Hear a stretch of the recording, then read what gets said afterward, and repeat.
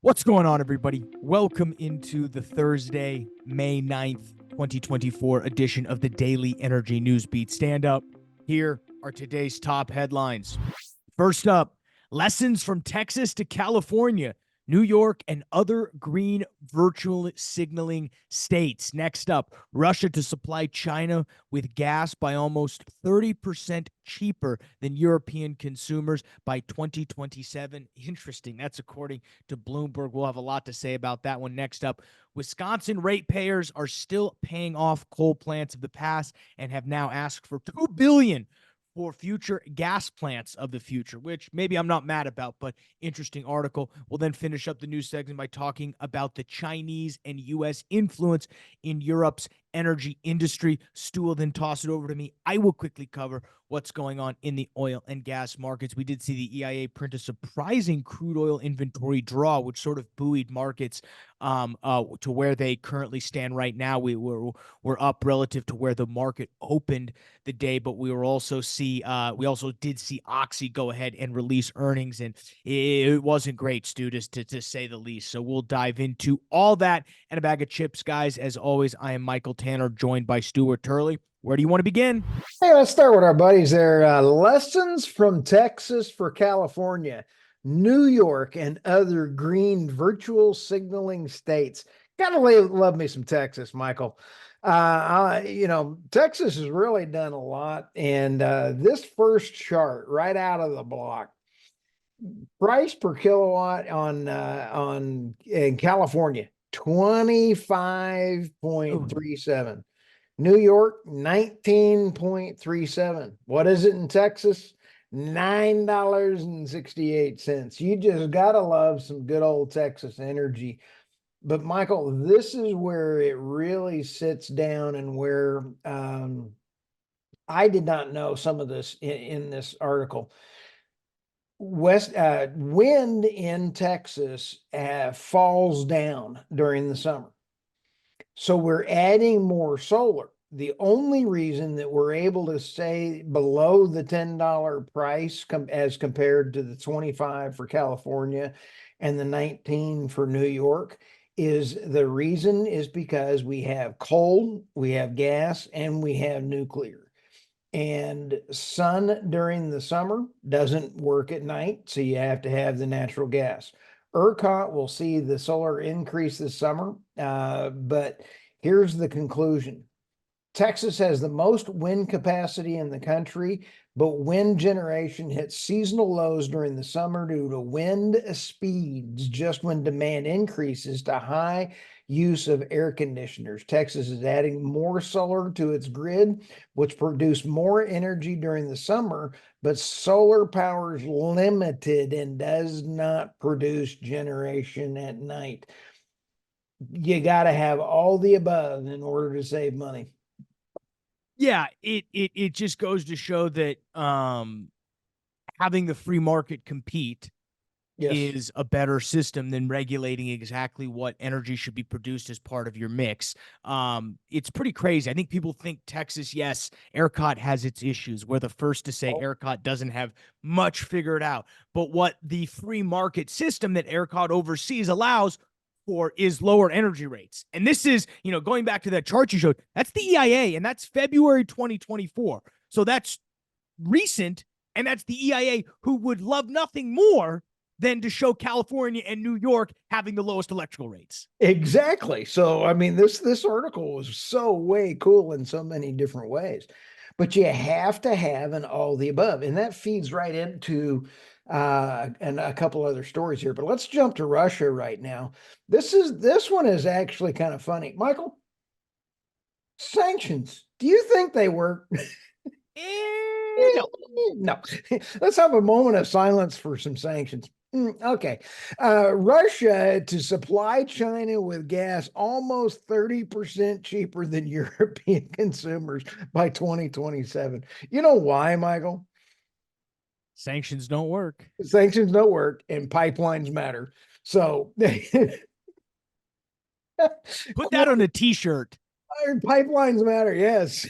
Sanctions don't work and pipelines matter. That is actually a good quote. with reference to the forecast for the Ministry of Economic Development for the Russian Federation, quote, gas prices for the Asian nation are expected to be as much as 28% below for Russia's remaining European clients, at least through 2027. And this is on the heels of the EU and the U.S. are trying to now impose sanctions on LNG for Russia. You can't buy this kind of stupid. I'm sorry. This is just absolutely. The ministry expects gas exports to China to cost $257 per 1,000 cubic meters compared to US $320 per flows to Western market. That's a lot. Yeah, it really is, considering 220. I mean, it's pretty funny. And that price, they say over 2025 to 2027, that price for China will gradually fall while the price deliveries to the West is expected to remain roughly constant. Oh, yes, and higher. And I guarantee you it's going to go up because Putin is tired of being monkey mixed around, if you would, as a way to say that from Texas. Hey, let's roll over to Wisconsin here. This article is a lot longer and is worth our time on energynewsbeat.co or .com. Wisconsin ratepayers still paying off the coal plants of the past ask for $2 billion for gas plants of the future. This title of this article is kind of misleading in a little bit. Is the reason they're asking for the new gas plants is for dispatchable energy because the coal plants are coming offline and they have wind and solar and they need the dispatchable energy. So if you did not have to go to dispatchable, you could go to these plants cheaper in an organized fashion and not have to have the $2 billion. So let's go through this here real quick. This is just unbelievable. The company says it needs more gas capacity for three main reasons. Its coal plants are being retired because of the Biden administration, the Clean Air Act, Regional Transmission Organization, MISMO, MISO, is giving renewable less credit toward utilities' capacity obligations, meaning their formula in MISMO has changed so that you have to have X number dispatchable power in your reserves. They need to be dispatchable natural gas is the only way that they're going to be able to get this up there based off of the formulas that they have to have. Yeah. First off, whoever came up with the name of this company, We Energies, they need to be just taken out of the back and shot. Not a great branding move, in my opinion, to call yourselves We Energy. But we'll save that for another one. No. Again, who would have thought people just want who would have guessed people just want electricity on a whim? Who would have thought? Oh, I need to plug something in. I'd like the electricity to be on. Oh, it's now become a way of life, and we are the way it's designing, Michael, is that you could see rolling blackouts. I'm not predicting this. The federal government is now predicting that due to long lead time. Listen to this. Due to long lead time and high demand of some equipment, we have requested to be able to procure certain items to make sure they're available in a timely manner. Consumer advocates argue the company shouldn't be allowed to bill ratepayers for these supplies before the new power plants. Here's part of the problem. We're talking 2 years that you have to plan for a supply chain now for for part of the grid components now. Mm-hmm. 2 years. Well, and I mean, there's also you called this about 3 years ago when you said natural gas is going to become the new renewable fuel of the future. Listen to this email that We Energy spokesperson Brendan Conaway said in an email. So he's like putting this in an email. He's the spokesperson for We Energy. Quote, the key to the renewable energy transition is to have Quick start gas plants available for those times when zero carbon generation cannot meet energy customers' need. Then he goes on to say, as we transition our baseload power to renewable energy, these proposed plants will support our customers when solar and wind are not able to provide enough power. I mean, they're just saying the quiet part out loud. Yeah. When your health is your number one focus, this is another quote in here. It has to be about getting pollutants gone, not making them less. There is no safe number of kids having asthma attacks. The air is cleaner now than it was when I was growing up, and it's because of natural gas. So, anyway. Yeah, We Energy is not looking out for you. Trust me. No. What's next? We need to talk about Chinese and U.S. influence in Europe's energy industry.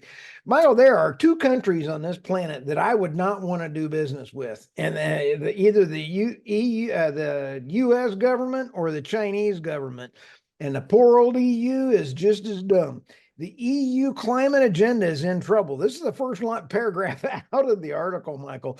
The Green Deal, which aims to slash the bloc's carbon emissions by 55% in 2030, has a carbon border tax. How do you put in a carbon border? Halt, Mr. Carbon. Don't you, no cross border. Here's the thing. Europe has put himself in a really interesting position because Trump pointed this out 5 years ago. You're really shooting yourself in your foot, Europe, if you're going to rely on Russia for all of your energy needs, because then when Russia does what Russia has always done, going back to the 1800s, this invasion of Ukraine is unfortunately nothing new. If you've listened to Putin, he's talked he's a history buff. He went back in that interview with Tucker and started in like the year 1000 and went back all the way there. So it's not like Russia decided to just invade Ukraine and this is something they've never done before. So now if you're going to rely on China or you're going to rely on the U.S., who the U.S. has shown they're only looking out for the United States, which is fine. As a U.S., as somebody who lives in the U.S., I want my government looking out for me. Unfortunately, as we've seen, the U.S. government is really not just looking out for you and me and you, the listener. They're really looking out for their corporate, government interests, which sometimes align with the U.S. people. Most of the times it doesn't, but sometimes it does. Right. And then you're looking over and you're going to now rely on the CCP. Oh, good luck with that. No. So the bottom line is supply chain, and supply chain. And Secretary Yellen yesterday was out there saying, "Oh, bad China, bad China. We're going to sanction you on your on things." The Green New Deal for the U.S. has got a supply chain problem with China bad. The EU has it even worse. Oh yeah, they've got it. They've got it. I wouldn't want to be the EU. Yeah, you wouldn't want to. Trust me. No. And anyway, with that, there's a lot of great stories out there on energynewsbeat.com today there, man. It's been a lot of fun. Off to you. Yeah, we'll go ahead and pay the bills here, guys, before we jump into finance. As always, thanks for checking out the world's greatest website, www.energynewsbeat.com, the best place for all your energy and oil and gas news. A lot of great stuff coming down the pipeline. Stu and the team do a tremendous job making sure that website stays up to speed. Everything you need to know to be at the tip of the spear when it comes to the energy and the oil and gas business. You can hit the description below for all the links to the timestamps, articles, and stuff we cover. As always, guys, www.energynewsbeat.com. I mean, overall markets today, Stu, it was a little bit choppy. Overall markets, actually, sentiment was fairly good, even though we see markets flat. NASDAQ down a little less than a percentage, a little less than about a tenth of a percentage point, mainly off the fact that Uber missed revenue expectations and absolutely is kind of pulled down the entire market there. We did see 2-year yields rise about 0.2 of a percentage point, 10-year yields up 0.7 of a percentage point. So long-term outlook looking a lot better than the short-term outlook, which, yeah, you know what that means. Woohoo! Fun for us. That's a joke. Dollar index up about 1.5 or 0.15 percentage points. And we did see Bitcoin stable out, only up about a half a percentage point, still trading $62,000. Crude oil actually up 0.75 of a percentage points. We did see natural gas drop about 1 percentage point to $2.18. Brent oil 83.86. Mainly why we saw oil price rally really in the face of the rising dollar index was the fact that we did have a surprise EIA crude oil inventory draw. Miss Producer, if you don't mind throwing up that the image here, we see crude oil inventories from the commercial SPR or from the commercial reserves, excluding the SPR, dropped to 1.4 million barrel draw, which, if you listened to the show yesterday, the API was guesstimating somewhere about a 500,000 barrel build. So flip that a little bit. One of the reasons why we're seeing prices rise a little bit. We also did see gasoline inventories increased by about 900,000 barrels. With production averaging about 9.5 million barrels daily. Last week we saw about a 300,000 barrel build in the gasoline markets. We also did see gasoline inventories, distillates inventories build by about 600,000 barrels, and we did see 700,000. That was That was more than what we saw last week. We saw a draw of about 700,000 barrels prior to last week. We also did see the latest short-term energy outlook, which sort of, kind of puts, as I mentioned yesterday, puts the EIA kind of in the IEA category of they're a little more bearish. You've got the IEA over here, EIA, and then you've got OPEC on the other hand, who thinks things are about to go gangbuster here. So we're going to be following all of that. Earnings season is in full swing, guys. You can, again, go to www.energynewsbeat.com/earnings. That's going to go ahead and get you all of the different earnings releases. We're making sure everything's up to speed there. But Oxy comes out and not a great day. I mean, if you're listening to Reuters, the title was Occidental beats profit estimates on higher oil prices, but revenue's down by about 10 percentage points. So market reacted fairly negatively with oil prices up today. Oxy dropped about 2 full percentage points.